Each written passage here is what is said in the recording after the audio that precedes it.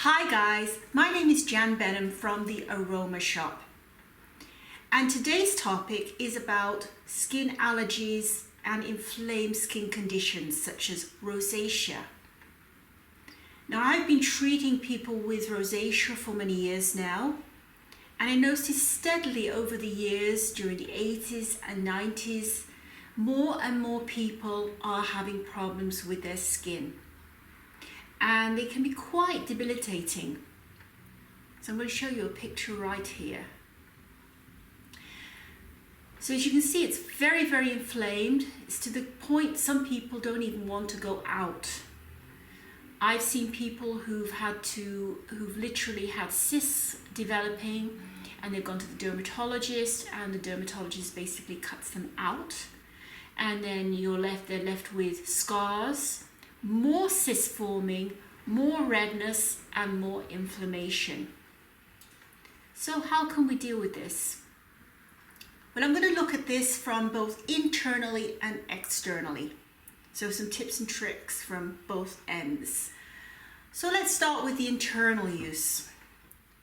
So when the skin is red and inflamed, yes, there can be external factors that occur that cause this. That could be things you are putting on your skin that's causing an allergic response. There can be chemical sensitivities occurring. But most of the time, it's from an internal inflammation. So our skin is the largest organ in the body, and it extends not just externally, but goes through our pipe, which is like an open-end pipe from our mouth to our anus, which is the same part of the same skin mechanism. So if you irritate the skin inside the gut, inside the digestive system, more likely you're going to have a response on the skin that you see here. Not always, but most of the time. So how do we deal with this from a nutritional point of view? Well, ideally, you'd want to go on an elimination diet. So the idea would be to eat nothing for a few days except for some water, and then slowly reintroduce various foods until you get a reaction to it. Obviously, that is not feasible for some people and not advisable either without medical help, basically. Another way is following something like a carnivore type diet, which means eating only meat, which actually when you eat meat, it doesn't go through the whole digestive process. Most of it gets absorbed in the upper digestive tract. So it lets the lower bowel rest. Now, I have a whole video of that was just taped by Zero Carb Dave, and the link for that is below if you want to look into that a little bit more. So that is one way. If you don't want to be that extreme, it might be worth your while just looking at your diet. What I usually suggest is you write everything down that you put in your, you eat or you drink for a week, and look at it. Do you drink Coca-Colas? Do you eat cookies? Do you eat crisps? Do you eat ultra-processed foods? Do you eat a lot of dairy?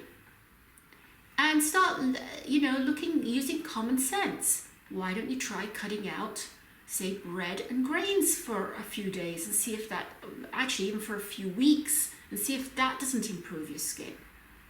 And so on and so forth. So the biggest culprits I find are grains, and also can be dairy, like cheese can really affect some people. Even some fruit and vegetables can too. So you have to find that spot for you that works for you. So this is just a quick video. It's not going to be a long video. So some tips on how to help your inflammation externally. So we don't want to be going to the dermatologist and having steroid creams on our face. First of all, I don't like using those creams at all. I would never use them myself, and I would never recommend them because they thin the skin down. And what also happens is it your skin, when you stop using it, the problem gets worse afterwards. So you get a reliance on that. So what are the alternatives? Well, I love to use essential oils. So you could simply, if you want a simple version, is you could get yourself some German chamomile or Immortelle essential oil.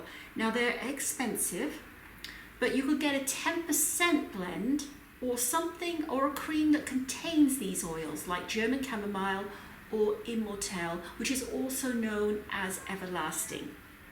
So if you get a 10% blend in, say, a 5 ml bottle, it's not going to be so expensive. And if you put a drop of that on the very red inflamed areas, it will calm the skin down. And of course, it's not getting rid of it, it's not curing it, but it's helping the process. I also happen to have the same, this has Immortelle in, these two creams do. And they're very good at and they're deliberately good at calming the skin down. Now, when you're looking for creams, say just because it contains Immortelle or German chamomile, doesn't mean it's good. You have to look at the ingredients and try to get something with a low ingredient list level, so there's less chance of you being allergic to anything in that cream. You also don't want to be putting on heavy products like shea butter or vegetable oils. My oils of choice I prefer is jojoba, which is a liquid wax, which is very light on the skin and is even good if the skin is oily. So it can be used on teenage acne, for example, even though it's an oil. So looking at the ingredient list. So that's another way you can use some products that will help to calm. You could tone your face in the morning, for example, with some rose water, plain rose water, pure hydrosol. But don't use soap on your face if you have any irritants or any irritability or any inflammation. Sorry, I'm speaking in Dutch here. Inflammation on your skin. Now, also now we're looking at covering it. So if you have, like the picture that I showed you earlier, it's not very nice to go out and be stared at, but you can cover it up to an extent. Now, I have a mineral makeup that I designed, and it's kind of like a magic in a way, because what it does, it's like an optical illusion. You put this on a red skin. This is a Hydra. It's called Velvet Touch. It's also called Elite. This depends which company you buy it from, but I make it for a few companies. And when you put it on the skin, it has a little bit of green in it that you can't see. And it automatically, as soon as you put it on, you can put it on with your fingers, and you just brush it around with your fingers or a small brush. It disappears. It makes the redness disappear, and you don't even see the makeup. So this can be used on men as well as women. So it's one way of, you're not going to cover up the lumps, but you are going to tone down the redness and make it invisible. The other thing is that a good mineral makeup, again, you've got to look at the ingredients. This one only contains zinc, silica, and kaolin clay, and the pigments, very small amount of pigment. So it's all natural. There's no talc, there's nothing else in it. And the zinc in here also helps to calm the skin down. So it's a 2-in-1. Also, zinc is an antifungal agent, so it helps if there's any bacterial infection as well. So that's one way.